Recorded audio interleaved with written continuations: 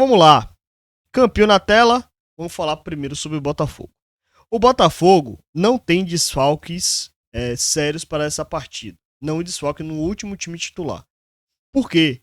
O Arthur, embora tenha tomado o terceiro cartão amarelo, mas ele foi opção de banco contra o Vasco. Por isso que eu não considero um desfalque ao time titular, mas sim ao banco. Mas ainda assim, o banco do Ceará, o banco do Botafogo tem jogadores qualificados. Aqui eu coloquei o Arthur Cabral como titular, mas pode vir um Cris Ramos. Aqui eu não considerei, por exemplo, um Jefinho, mas Jefinho é uma opção, é um 12º jogador. Fatalmente, se não for titular, vai entrar durante a partida. Mas eu levei em consideração apenas o time que foi titular contra o Vasco, já que não perdeu ninguém por suspensão ou lesão, eu repeti a mesma escalação, ok? Então, Léo Link no gol, Vitinho na lateral direita, na zaga, Alexander Barbosa pelo lado direito, já que Pantaleão estava machucado, David Ricardo pelo lado esquerdo, Alex Telles na lateral esquerda. Meio de campo, Marlon Freitas, Danilo e aqui um tripé de meias. Savarino centralizado, o Santi jogando pelo lado direito, o Joaquim Correa pelo lado esquerdo e o Arthur Cabral na referência. Então o Botafogo joga basicamente com a estrutura, a plataforma inicial de 4-2-3-1. Só que ele tem algumas características de jogo que o Vitória precisa ficar atento. Qual é a característica de jogo que o Vitória tem que ficar atento? Primeiro, a saída de bola deles é uma saída de bola diferente daquilo que o Vitória já atuou no campeonato. Mas é muito parecido, se vocês forem observar, com a característica de jogo do Bahia. Lembra que o Vitória jogou e eu falei sobre isso, que o Vitória precisava ter entendimento sobre o centro de campo? Com o Botafogo acontece algo muito similar. Como é que o Botafogo joga? O Botafogo geralmente espeta os dois laterais, tanto o Alex Telles por um lado, quanto o Vitinho pelo outro. Os dois volantes, o Marlon Freitas e o Danilo, que são dois titulares, eles se aproximam mais dos volantes, dos zagueiros, para poder articular o jogo. E aí você pode ter uma situação do tipo, o Marlon Freitas joga mais centralizado, o Danilo entra na linha. Ou o Danilo fica mais centralizado e o Marlon Freitas entra na linha. Então, isso aqui, essa dinâmica do Botafogo, aliás, o time do Botafogo como um todo é um time muito móvel. A gente não tem uma estrutura atacando muito fixa. É uma estrutura mais móvel, mais movimentada, enfim. Você não consegue encaixar muito bem o time do Botafogo em uma plataforma só de jogo. Então eles têm essa dinâmica aqui e a dinâmica dos meias. Qual é a dinâmica dos meias? Os meias do Botafogo são meias mais livres. São meias que podem se movimentar durante o campo, não precisam ficar na mesma posição. Então você tem, por exemplo, um Joaquim Correa, que é um jogador que é o articulador de fato desse time.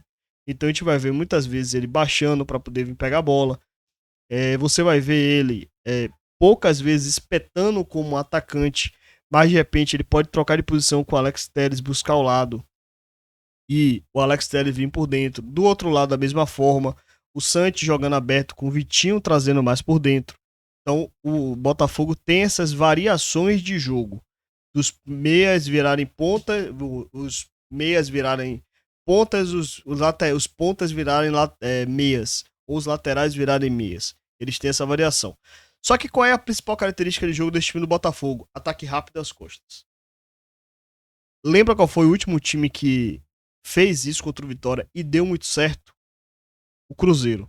Então eles têm uma jogada muito forte, que é a jogada do Marlon Freitas atrás da linha de defesa do time adversário, buscando o lançamento para a entrada de Vitinho na diagonal. Eles têm uma jogada muito forte do Correa baixando para poder fazer o lançamento, buscando o Santi na entrada, buscando o Vitinho na entrada. Eles têm também a pressão pós-perda deles é muito boa. Eles botam muita pressão. Só que aquele negócio que eu já falei aqui outras vezes em outros campinhos. Se você sobe para pressionar e você não consegue recuperar a posse de bola, a sua linha de defesa fica desprotegida. Com os laterais muito avançados, você vai ter espaço para poder fazer transição. Então, por exemplo, o time do Botafogo é um time que, com posse de bola, ele faz isso, muito ataque rápido, muito ataque às costas, mas ele prefere jogar com a linha mais baixa e transicionar. Eles são muito fortes nessa jogada de transição.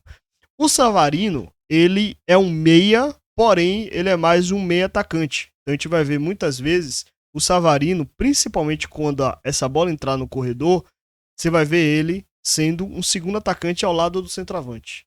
Então o Savarino já não é mais aquele meia articulador, não no time de David Ancelotti. Ele é mais um meia atacante, é um meia que vai entrar mais na área. Então assim, o Botafogo joga assim, ele tem algumas dificuldades, sobretudo assim, o Mirassol conseguiu tirar uns 3-0, chegando ao 3-3, colocando muita pressão na equipe do Botafogo, dificultando a transição, e o Botafogo teve dificuldade para poder fazer isso. Então, não dá espaço às costas. Isso aí é essencial para vencer o Botafogo, para que eles não tenham a opção do ataque rápido, para que eles não consigam acelerar. Ter atenção na bola longa do Marlon Freitas. Então, assim, quem for jogar como meia, seja Mateuzinho, seja Canta Lapieda, geralmente ele atua mais pelo lado esquerdo, então vai ser mais o Mateuzinho. Precisa pressionar o tempo todo o Marlon Freitas.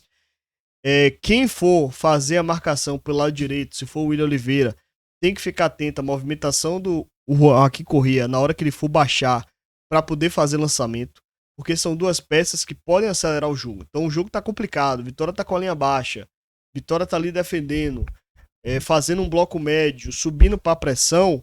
Essa pressão tem que ser muito bem feita para que o Botafogo não tenha as costas para poder atacar. Então isso para mim vai ser essencial no jogo. Atenção ao Marlon Freitas, atenção ao Joaquim Corrêa, para evitar essa bola longa buscando as costas do defesa do Vitória, que a gente já sofreu nesse Campeonato Brasileiro algumas vezes, né? Defendendo, o time do Botafogo tem uma fragilidade defensiva grande. Qual é a fragilidade? Ao passo que eles atacam dessa forma, defendendo, um volante, 2 meias e 2 pontos. Então eles defendem no 4-1-4-1. Qual é o lance? Espaço entre linhas. Então você tem muito espaço entre linhas. Porque eles sem bola, eles sobem para pressionar, porém a linha de defesa não acompanha. Então assim, tem muito espaço entre linhas do Botafogo. O Marlon Freitas tem que muitas vezes se virar. O Barbosa tem que muitas vezes saltar para poder pegar a bola. O David Ricardo tem que saltar também. E isso gera espaço. Os dois laterais não são laterais grandes marcadores. Os pontas também não acompanham muito. Então, quando o Vitória tiver posse de bola, provavelmente vai conseguir jogar. O Botafogo não é um time que defende, sobretudo depois que você passa da primeira pressão, não é um time que defende com muita gente. É um time que deixa espaço nas costas. Então, o segredo para o time do Botafogo é buscar quebrar a primeira pressão. E aí, se a gente tivesse Dudu, seria essencial para isso, para fazer essa primeira quebra de pressão conduzindo bola. O Ronald vai ser essencial para isso, para fazer essa condução por dentro. E quando tiver a posse de bola, é realmente buscar a movimentação e buscar a infiltração por baixo. Já que o Barbosa e o David Ricardo são bons no jogo aéreo. O Barbosa tem muita imposição física. Aí seria até um jogo interessante para manter o Renzo, para ter esse duelo com o Barbosa. Para você ter um jogador mais físico na área, talvez caso tenha mais dificuldade. E Barbosa e Renzo acho que vai dar um confronto bacana ali no ataque. Então o Botafogo é isso, certo? Agora a gente vai falar sobre o Vitória, como é que ele pode vir a campo. É o que eu imagino que ele virá a campo, certo? Obviamente não tem informação. Hoje o Vitória ainda vai treinar. Vai fazer treinamento hoje, treinamento amanhã. Hoje a gente vai ter uma noção mais clara de quem vai votar do DM. Por enquanto eu tô trabalhando com as informações que a gente tem neste momento. Então o Vitória deve entrar em campo com... Deixa eu até trazer o Eric pra cá. Colocar o Zé Marcos pra lá. Cauã pra cá. Neres. Bom. Acho que é mais ou menos isso aqui. Bom, mantive a mesma escalação do jogo passado. Mas aqui existe a questão dos 3 zagueiros, certo? Mantive a formação com os 3 zagueiros. Até porque se o Vitória tivesse perdido Edu, Camutanga e Halter e tivesse Baralhas e Dudu, eu acho que a gente pensaria em um esquema com 3 volantes ao invés de ter 3 zagueiros. Como você não tem, PP tem uma característica diferente, o Hiller tem uma característica diferente, eu acho que a tendência ainda assim é manter o esquema com 3 zagueiros. Então, pensando no esquema com 3 zagueiros, Thiago Couto, Eric, Cauã, Neres, Zé Marcos, Michael Jesus. Opa, peraí. Foi mal, foi mal, foi mal, foi mal, foi mal, foi mal, foi mal. Cometi um erro. Cometi um erro, nação. Desculpe. Não é Maicon Jesus, é Ramon. Foi mal, foi mal, foi mal, foi mal. Ramon como titular. Foi mal, foi mal, foi mal. Esquece Maicon Jesus, coloca Ramon. Desculpe. Errei. Errei, fui moleque. Ramon na ala esquerda. Ronald William, Mateuzinho, Cantalá, Pedro e Renzo. Pensei no Renzo por conta da questão do duelo com o Alexandre Barbosa. Mas assim, além dos três volantes, pode ser que de repente Jair Ventura ele pense numa mudança de esquema para essa partida, por não ter os três zagueiros. Qual seria? Caso o Cáceres esteja disponível, existe essa possibilidade, talvez ele pense em fazer isso aqui. Talvez ele pense em isso aqui e de repente tirar o Cauã aqui fora e trabalhar com essa estrutura. Aí eu tô especulando, certo? Tô especulando. Ele já montou um esquema parecido com esse contra o Cruzeiro no segundo tempo. Mas seria uma opção, certo? A outra opção, se ele não quiser utilizar o Cauã, seria improvisar na linha de defesa. E aí teria o William Oliveira, Kaiser Ramon. Não colocaria, obviamente, Mateuzinho. Não teria o Cáceres. Manteria o Eric. E aqui na segunda volante poderia pensar em PP. Eu acho que deixaria o meio campo mais desprotegido. Mas para mim, acho que a principal opção e talvez o que ele deve optar é de fato na manutenção do Eric na ponta, a considerar a questão de Cáceres. Eric na ponta, Ramon na outra, William Oliveira, Ronald, Cantala Pedra, Matosinho e Renzo. Certo? Então, pensando nesse contexto, pensando em todas as possibilidades que ele tem diante dos desfalques. Pensando nesse time e pensando como o Vitória vai jogar e como a gente já falou que o Botafogo vai jogar, vamos colocar no campinho a equipe do Botafogo para a gente ter uma noção clara de como pode ser este duelo. Deixa eu tirar o Cáceres e o PP daqui para levar em consideração apenas a equipe do Botafogo. Pronto. Só puxar as peças. Pronto, é isso aqui. Então, os duelos para o jogo contra o Botafogo vai ser mais ou menos isso aqui. Certo? Mais ou menos isso aqui. Quais são os pontos aqui importantes de se ter atenção? Opa, peraí. Teles vem para cá. 21 vem para cá. Quais são os pontos de se ter atenção? Primeiro, o Neres no jogo vai ser importante. Por que o Neres vai ser importante? Porque o Botafogo geralmente utiliza um centroavante muito físico. O Cris Ramos ou o Arthur Cabral. Então você precisa ter um zagueiro de imposição física para poder evitar esse jogo aéreo e ter duelos durante a partida. Inclusive, no jogo contra o Inter, o Jair Ventura ele fala sobre isso, né? Em determinado momento. Ele diz, eu e a gente pensou em ter dois atacantes rápidos, chegou na hora do jogo, o Inter lançou o Ricardo Matias, que é um cara mais físico. Aí durante o jogo, o Edu tava bem, chega no segundo tempo, o Ramon Dias abre mão do Ricardo, coloca o Carboneiro, perde a referência dos jogadores de velocidade, ele abre mão de Neres, coloca o William Oliveira, porque já não tinha mais o duelo. Então, para esse jogo, Neres é titular por conta dessa questão aqui do duelo e por necessidade também, né? No meio de campo, esse meio de campo de William Oliveira e Ronald me preocupa com o meio de campo de Marlon Freitas e Danilo. Marlon Freitas e Danilo são volantes mais fortes, volantes de imposição física, jogadores de muita força. E você vai ter um duelo aqui no meio de campo que talvez a gente perca alguns duelos por conta disso. O William Oliveira e Ronald não são jogadores de imposição física. Embora o William Oliveira tenha feito um bom jogo diante do Internacional, mas era um perfil de meio de campo diferente. Com Thiago Maia e Bruno Gomes. Mas o William Oliveira ainda conseguiu fazer um bom duelo. Mas Marlon Freitas e Danilo são infinitamente melhores e fisicamente muito mais fortes. O Cantala Piedra e o Mateuzinho pelo lado. O Mateuzinho vai ter atenção caso o Marlon Freitas caia por cá, para ele ser esse cara para pressionar o Marlon Freitas na bola. Vai ter que ter essa atenção. O Eric vai ter um duelo difícil contra Alex Telles. O Ramon pelo outro lado com o Vitinho, diante das atuações de Ramon, eu acho que ele consegue vencer esses duelos e consegue conter bem o lado direito do Botafogo.